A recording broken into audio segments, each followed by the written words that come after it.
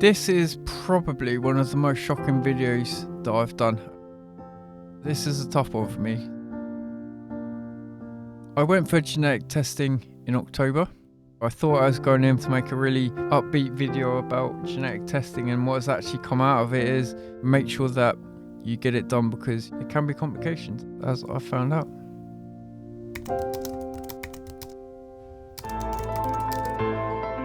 Welcome to London. I travelled all the way from Norwich this morning to Liverpool Street.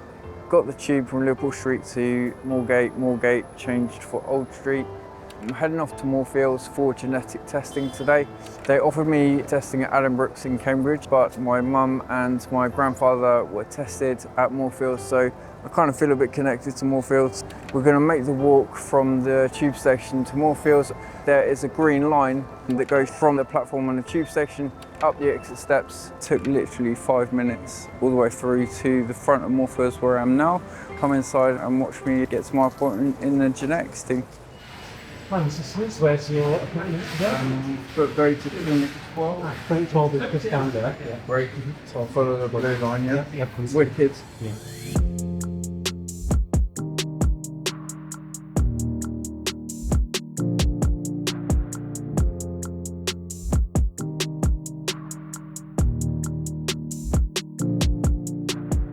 I went into the hospital, we started doing the eye tests, the stingy eye drops.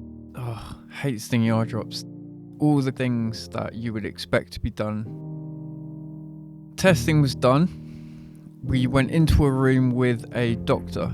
We had a chat with the doctor, all about the sort of things that they could see, the family history with my mum and my granddad, and they were trying to find their genetic testings and their results. You know, it was an older system back when they would have been tested, so there wasn't really much for a record of what had gone on. So I gave them my family history of X-linked RP and my diagnosis. The professor looks at the scans and the results, and then he comes to have a chat before we decide which genetic testing we're going to go for, whether it's just looking at a specific gene or whether we're going to look at every gene in the body.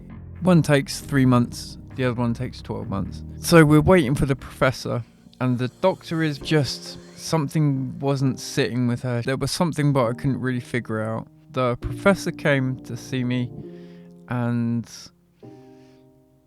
it turned everything on its head for me.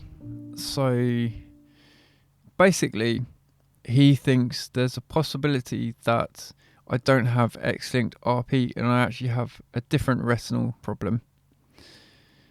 Being 43 and somebody saying, actually, what you've been told all the way through your life, I'm not sure that's correct.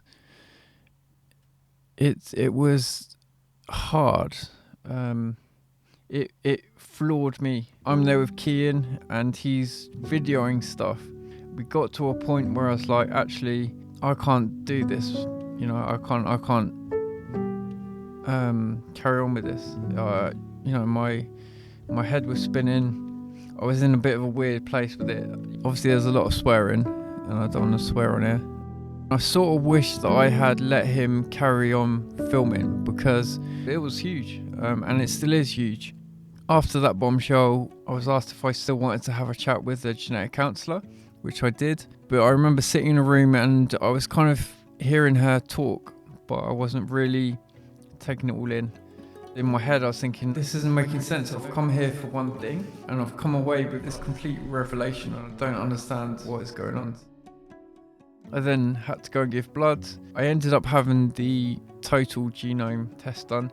The results are going to take about 12 months to come through, so I'm actually going to find out, hopefully once and for all, whether it is X-linked RP or whether it is something completely different. So either the professor is going to be correct and everybody else that has told me it's been X-linked RP for 40 odd years has been wrong, or like the professor said, he's going to have egg on his face and actually it is X-linked RP, and then we know for definite. But we got outside the hospital and Kian went to get his camera out to film an outro, and I was just like, mate, I can't do it. I need time to process it. This was October and we're now January, and it's only now that I can really talk about it without getting really emotional. I guess the point of this story now is more poignant because I avoided testing because I thought I knew what I had, and I was comfortable with not having a cure. I thought I knew what I was dealing with. Now, for me, having potentially a new diagnosis of a retinal disease, which is actually worse, it's quite scary. It was a shocker for sure. So even if you think you know what you've got, like I did, it's worth getting tested just for your own peace of mind. Don't be afraid to go and do it. It's massively important. Retina UK are really campaigning to get more people with RP tested to help other people. Not only are you benefiting the research for a cure, for treatments, but furthermore you're helping yourself, because who knows, maybe you've been misdiagnosed, maybe you haven't, but it can't help to find out for definite. And I wish that I'd figured this out a lot earlier. I will obviously let you know when I know, but it might be another 8, 9, 10 months.